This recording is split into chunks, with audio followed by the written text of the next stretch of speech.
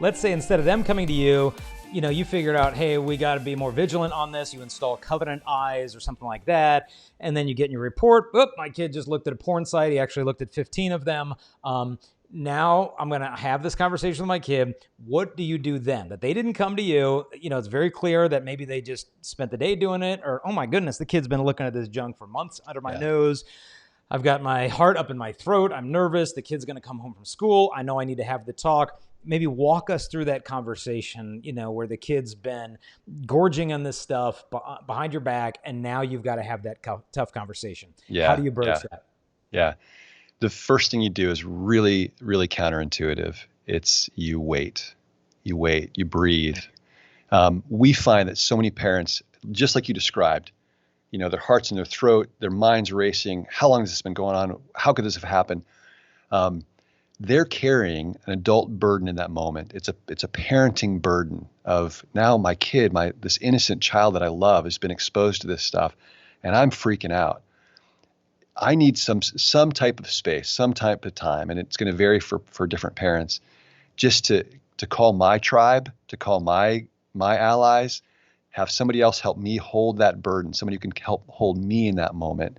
Because I want to be in a place where when I go to talk to my son or daughter, I'm not asking them to make me feel better. I'm not asking them to carry the burden that I'm carrying about what's going on for them.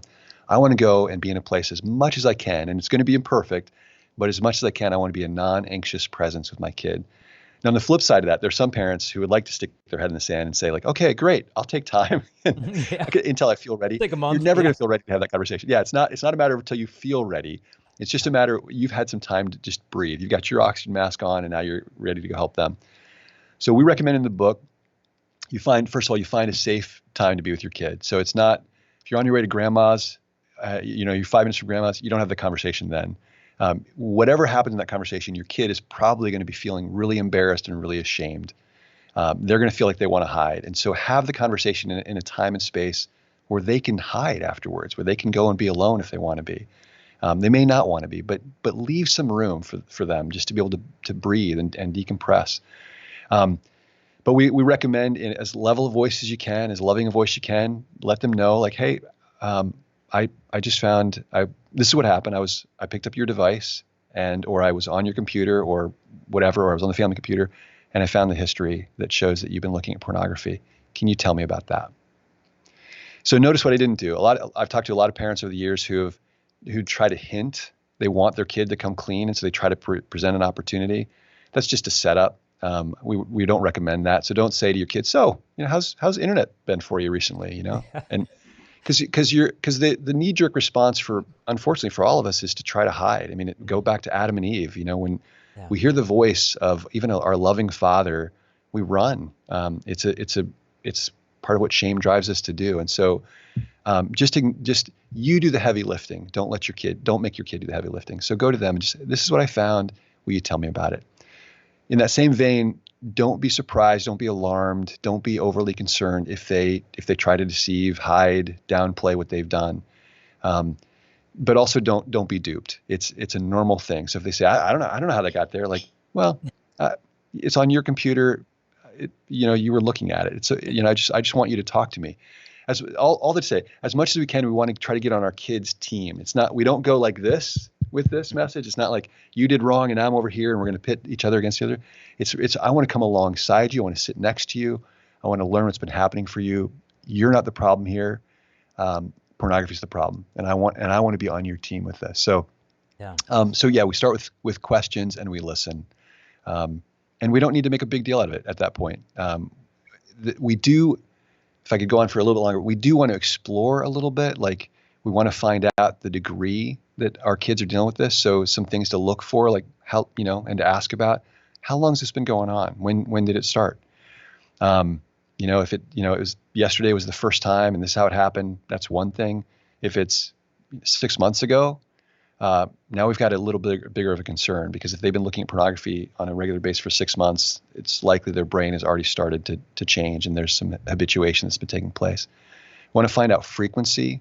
How frequently have you been looking at pornography? And some of that you can tell from an internet history if you've seen that. But and then we want to find a little bit about the intensity of the situation. Is it and this is hard to do, and I don't even have a great recipe for this, but what kinds of stuff have they been looking at? I mean, if a kid has been sexting with a friend at school, that's one thing. If a kid's been looking at softcore pornography, that's another thing. If kids been looking at hardcore pornography, if they've been looking at illegal stuff, I mean, we want to know something about the content, just so we have, because those things will inform how we need to respond after that.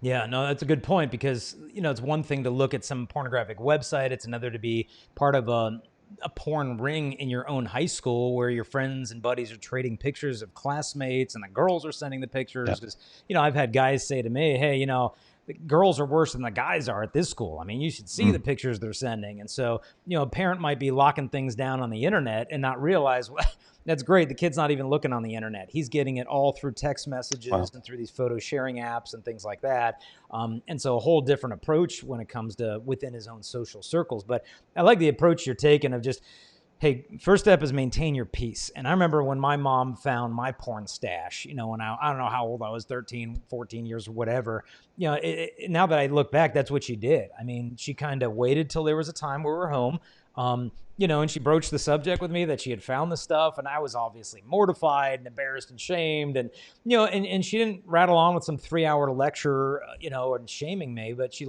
let me know that stuff doesn't belong in the house, and as a Christian family, I want to look at that stuff, and she got rid of it, and then I had my time, and I went upstairs and I looked to make sure that she had gotten everything, because I thought I had it stashed pretty good, and sure enough, she cleaned the whole thing out. But Wow.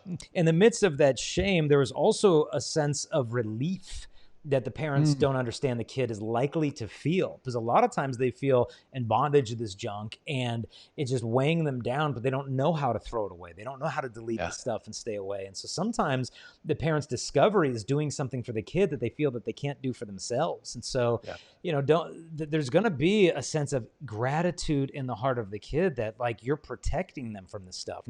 Hey there, I hope you enjoyed that little clip, but if you want to see the whole episode where this came from, just click the link here. And in the meantime, we want to invite you to help us share this message, and there's a couple things you can do real quick. Number one, if you like or comment or share this video, YouTube will actually show it to more people. Also, don't forget to subscribe, hit the notification bell. We release videos every single day, and you'll be notified as soon as those come out. If you want to help us also to spread this message, you can support us at patreon.com/Jason Evert. That helps us to create these videos and show them to the whole world. God bless.